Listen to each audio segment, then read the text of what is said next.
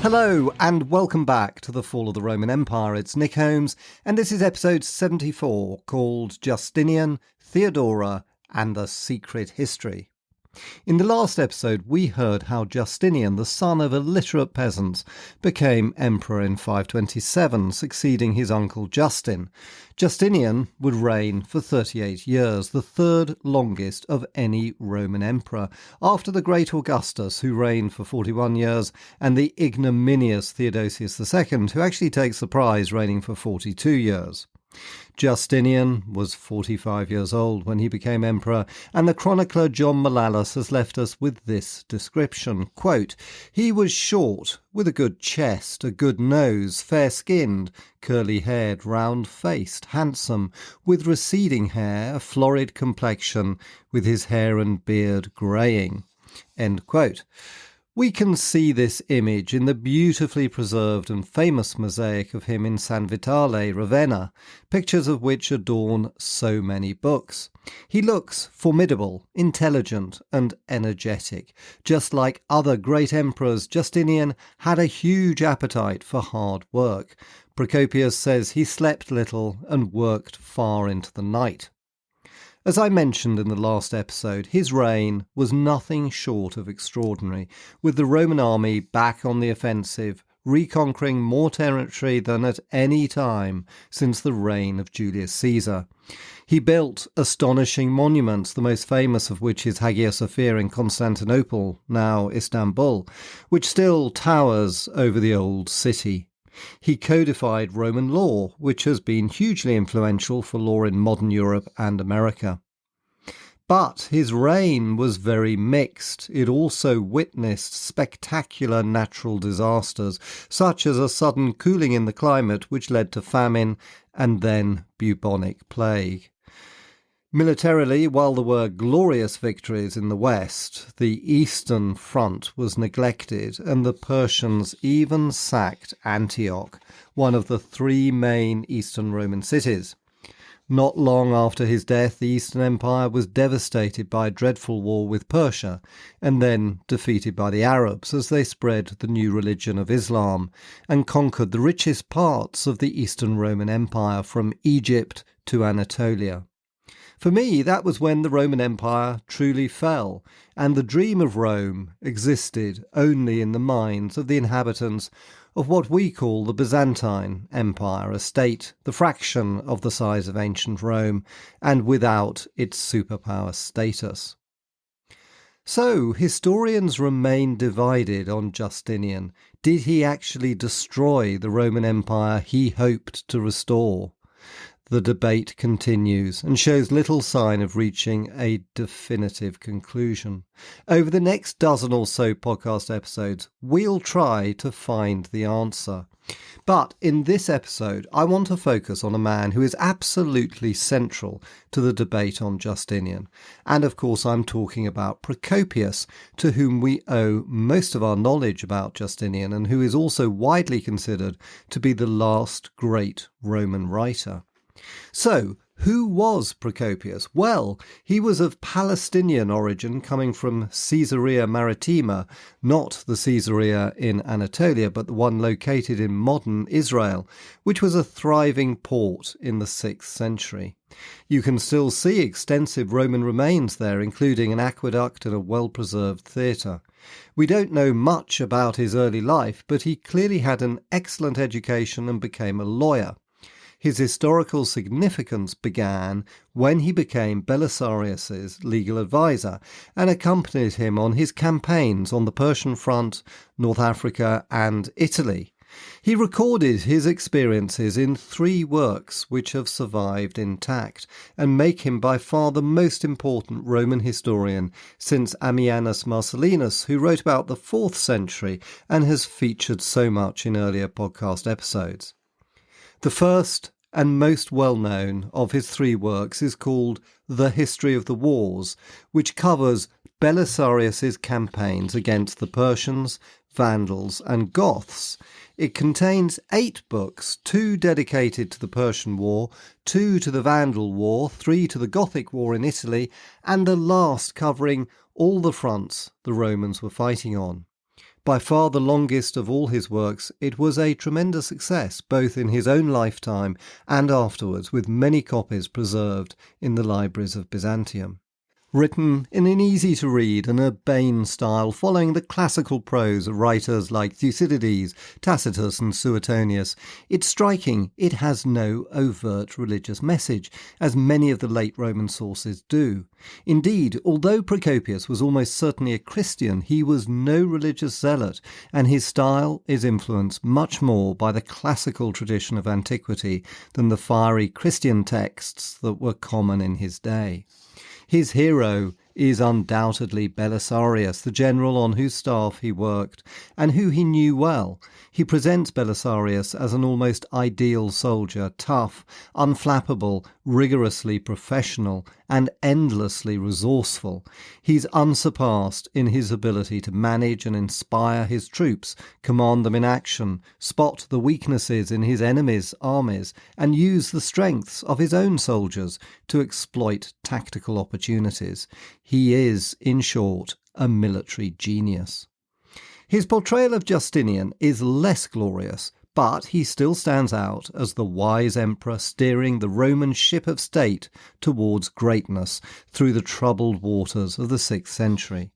Procopius is more overtly complimentary about Justinian in his second major work called The Buildings, in which he describes his grand churches such as Hagia Sophia and presents him as the ideal Roman emperor. Quote, "In our own age has been born the Emperor Justinian, who, taking over the state when it was harassed by disorder, has not only made it greater in extent, but also much more illustrious." End quote. If Procopius had stopped there, he'd have gone down in history as one of the titans of Roman literature, bequeathing invaluable records on Justinian's reign, an emperor he clearly loved. But that's not what happened. He published a third work which was only discovered in the 17th century in a corner of the Vatican Library in Rome, still today one of the oldest and most important libraries in the world. And what it says has left people dumbfounded ever since.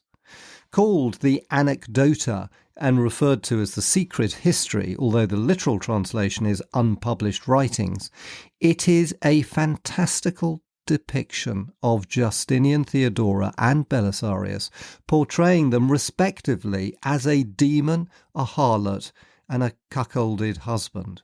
He writes in a style unrecognisable in his other works. There is none of the concise and urbane prose contained in The Wars and the Buildings. Instead, The Secret History is a deeply insulting and often very lewd account of the people he praised in his other works.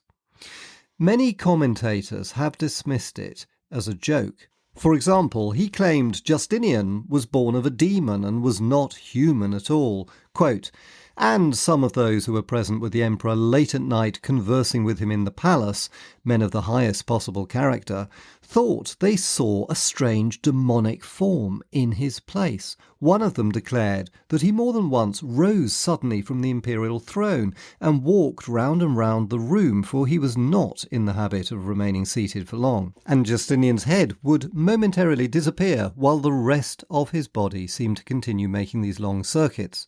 The witness himself, thinking that something had gone seriously wrong with his eyesight, stood for a long time distressed and quite at a loss. But later the head returned to the body, and he thought that what a moment before had been lacking was, contrary to expectation, filling out again. A second man said that he stood by the emperor's side as he sat and saw his face suddenly transformed into a shapeless lump of flesh.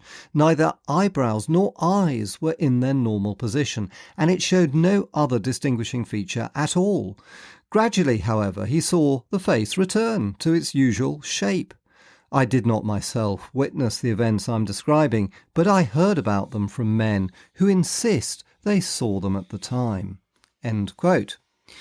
His account of Justinian's wife Theodora is less fantastical, but more scurrilous. He describes her as an actress, but in reality a prostitute, with a voracious sexual appetite.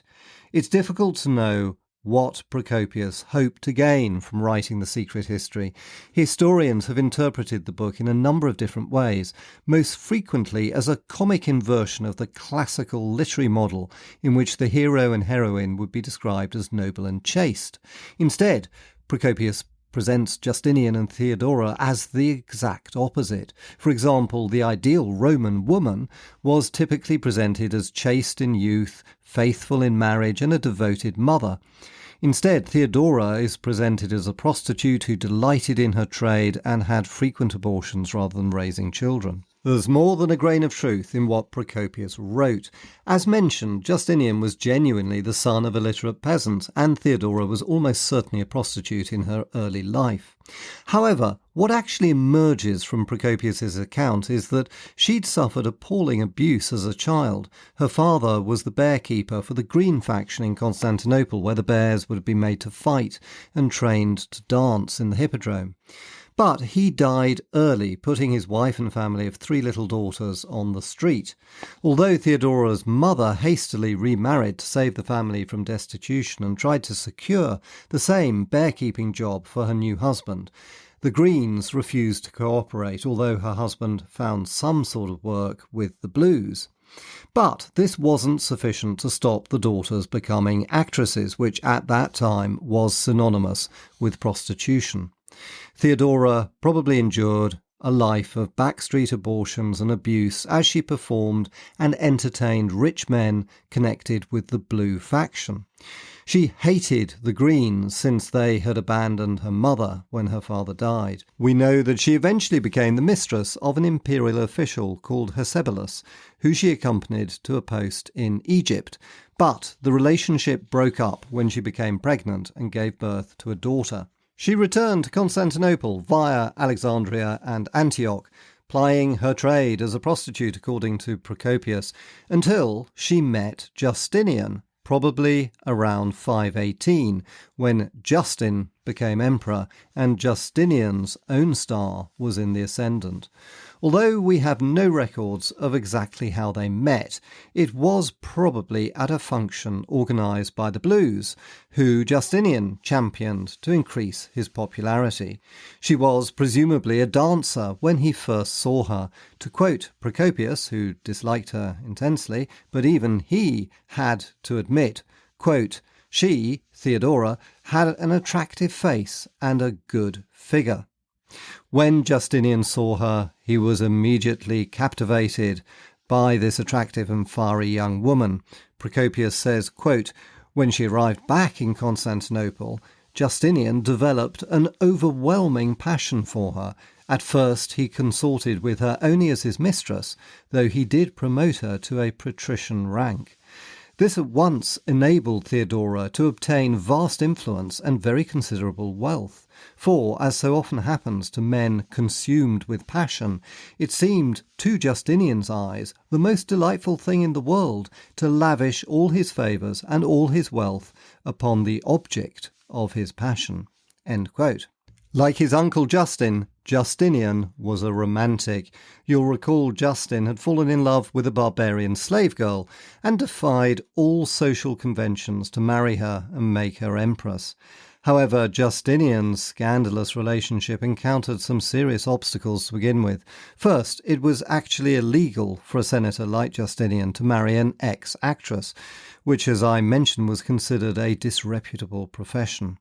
Second, Justin's wife Euphemia, the former slave girl, rather ironically given her own past, couldn't stand Theodora. Perhaps the two shared too many similarities. But these problems were resolved when Euphemia died sometime between 521 and 522, and Justin, who seems to have fully supported Justinian's passion for Theodora, enacted a law allowing ex-actresses to marry men of high status, provided they repented of their past sins. This fitted well with Christian teaching on redemption. Theodora and Justinian were married and made a devoted couple. Theirs was very much a marriage of equals. to Procopius's dismay, and Justinian consulted Theodora on all important matters of state. She became a powerful political figure in her own right. She had a sharp intelligence and a great capacity for loyalty to people she liked, but a strongly vindictive streak against those who she disliked. While devoted to her husband, she was also an independent thinker who wasn't afraid to disagree with him and objected to some of his political appointments, which we'll hear more about in future episodes. They never had any children, which may be due to the abortions she'd had in her youth, although she did have a daughter from her liaisons before meeting Justinian, as I mentioned. Procopius lamented Justinian's love for Theodora, saying, quote, "So it came about that Theodora, born, brought up, and educated as described, i.e. disreputably, despite all these obstacles, attained imperial rank. For it never even occurred to her husband, i.e. Justinian, that his conduct was shocking, though he was in a position to take his pick of women in the Roman Empire and select one of the most nobly born women in the world, who had enjoyed the most exclusive upbringing and was thoroughly acquainted with the claims of modesty and lived in an atmosphere of chastity, and in addition was superbly beautiful and still a virgin." End quote. Theodora had certainly lived a scandalous life before she met Justinian, but there was an extraordinary transformation in her behaviour when she married him. She was devoted to good causes. For example, she spent many years championing women's rights and especially helping young women who'd been forced into a life of prostitution against their will, just as she had been. This shows a very sympathetic side to her character, although she could be vindictive, as she was against John the Cappadocian, one of Justinian's most important ministers, which we will hear about more in future episodes. All in all, Theodora emerges as a truly remarkable woman. In this light, it's also quite touching that Justinian recognised and admired her qualities and was able to forgive her past life. So, why did Procopius write the secret history, which has done him little good, serving to damage his reputation and legacy and providing a talking shop for historians? All sorts of answers have been put forward, for example, suggesting he wanted to distance himself from the praise he lavished on Justinian in his other writings in case there was a regime change and Justinian was overthrown, to following the literary traditions of antiquity, which included writing invective-filled lampoons of rulers, a bit like those written today in publications like Britain's Private Eye, which delights in satirising politicians. My own sense is that the secret history was driven by resentment. We know very little about Procopius's life other than his appointment to Belisarius's staff in around 527. However, by 544 he seems to have left that position, and we know nothing about his later life, not even when he died. There was an urban prefect of Constantinople called Procopius in 562, but historians don't think this was the same man.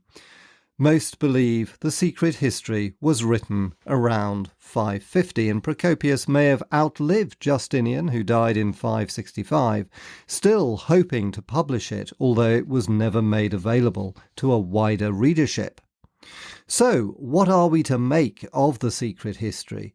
It's certainly essential to our knowledge of the personal lives of Justinian and Theodora, but my sense is it was written by a man in a frenzy of resentment and anger. He'd written The Wars, which we know was popular in his own lifetime, and in which he praised Justinian and Belisarius. He'd also written The Buildings, which was a panegyric to Justinian. But then something clearly went wrong. Perhaps Justinian didn't give him the senior government position he wanted. Perhaps Procopius reacted badly to this, provoking the emperor's anger. We know that, like Theodora, Justinian could be spiteful. We also know that Justinian was capable of great ingratitude. For example, he failed to reward Belisarius later in life for his brilliant victories. My guess is that resentment lay at the heart of the secret history, and I can just imagine Procopius writing his invective-filled account by candlelight in Constantinople, fuming against the emperor who he felt had betrayed him. But the secret history can't just be dismissed because it's a personal vendetta. It contains some information which I haven't yet mentioned and which is vitally important. This is disclosed after the comic descriptions of Justinian and Theodora in the third section of the book called Anatomy of a Regime, which makes some very serious and considered allegations against Justinian. First, he bankrupted the state. Second, he undermined the quality of the army. And third, his wars in the West devastated the conquered lands in Italy and North Africa, largely offsetting the benefits of conquering them. These sections are often ignored in favour of the more scandalous personal invective, but they provide some valuable insights into Justinian's regime and the errors he made which might have contributed to the empire's collapse after his death. They also help to justify the use of a demon image for Justinian in the first part of the book. Quote, that the emperor was not a human being, but, as stated, a demon in human guise, could be demonstrated by considering the magnitude of the calamities which he brought on the human race. End quote. I won't discuss in detail what Procopius says about these calamities yet, but they are hugely important and we'll come back to them in future episodes, for what Procopius says needs to be carefully evaluated. He basically gives us the information to decide whether Justinian was good or bad for the Roman Empire. And over the next few episodes, we're going to try to answer that question. But for now, we need to get on with the narrative of Justinian's reign, and we need to look at his first major challenge, war with Persia. Enter a new character in our story, and one who will change history just as much as Justinian himself. This is Belisarius, the young Roman general who would become one of the greatest soldiers in Rome's entire history.